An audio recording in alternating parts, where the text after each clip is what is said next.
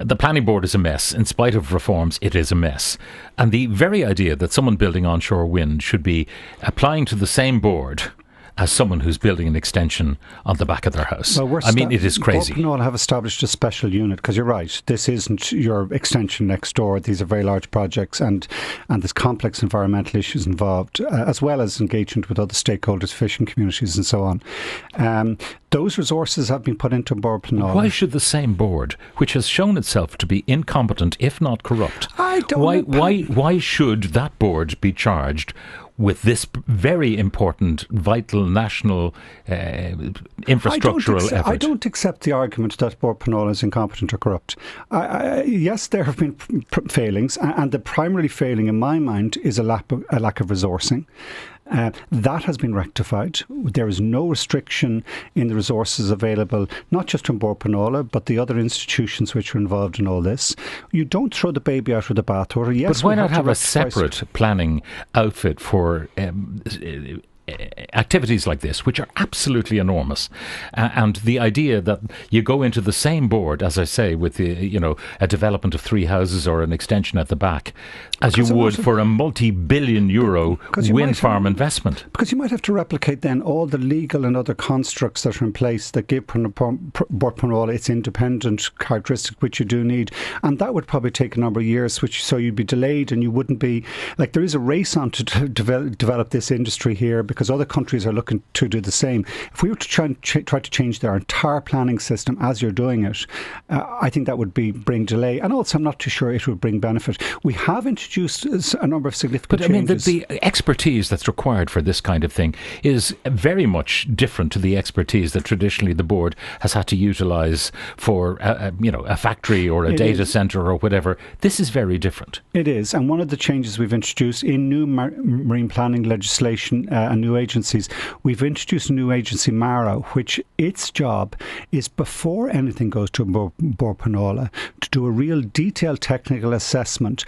Does the companies, the developers, have the project management, the technical, the financial, the environmental expertise? And that screening effect will mean that there will be much less chance of project going into An Bord Pleanála that doesn't have all the kind of, there'll be a lot more of that technical and other analysis done in advance. Why not leave the whole thing to them? Because instead of going to a board that is busy doing other things. Because what we found with auctions in the past, or any development process, is that you kind of you'd give someone, for example, in housing in Dublin at the moment, there's a lot of projects which got planning permission, but they're not actually being built. By at the very first phase, giving a consent and clearly establishing that anyone going into the development auction process has real capability and intent to build, that means you get much less inefficiencies in the system. But you're actually handing it back to the board that allowed those strategic housing developments to get planning and not get built. Yeah, because ultimately, Pat, you do have to have faith in the institutions, the independent, legally separate independent institutions of the state. Like, we could kind of say, oh, everything's terrible, scrap that whole thing and start again. And that wouldn't necessarily serve the Irish people. The underlying use of an independent planning board to assess decisions, it is the right way and the right but approach. Is it too slow? Because we saw Shell pulled out and they said, no, we're not going to hang around for this crowd to get their act together. I don't think Shell pulled. I think Shell pulled out because they're pulling out of renewables to a certain extent. They're going back into gas, unfortunately, for Shell. And what we've seen yesterday is the main biggest European energy companies, with a real eye to this renewable future, investing in Ireland. That's the story here today. That actually, Shell leaving was not a function of anything on our behalf, I don't believe. I think it was their kind of deciding, as the oil price, the gas price rise, to go back into the fossil fuel industry, which I think is a fundamental mistake. That's not the future. There are other things on your desk as well. Third terminal for Dublin Airport. Well, that was someone, I think, a pilot association. Yes, Evan Cullen, retiring from the Irish Airline Pilots Association, said desperately need a third terminal.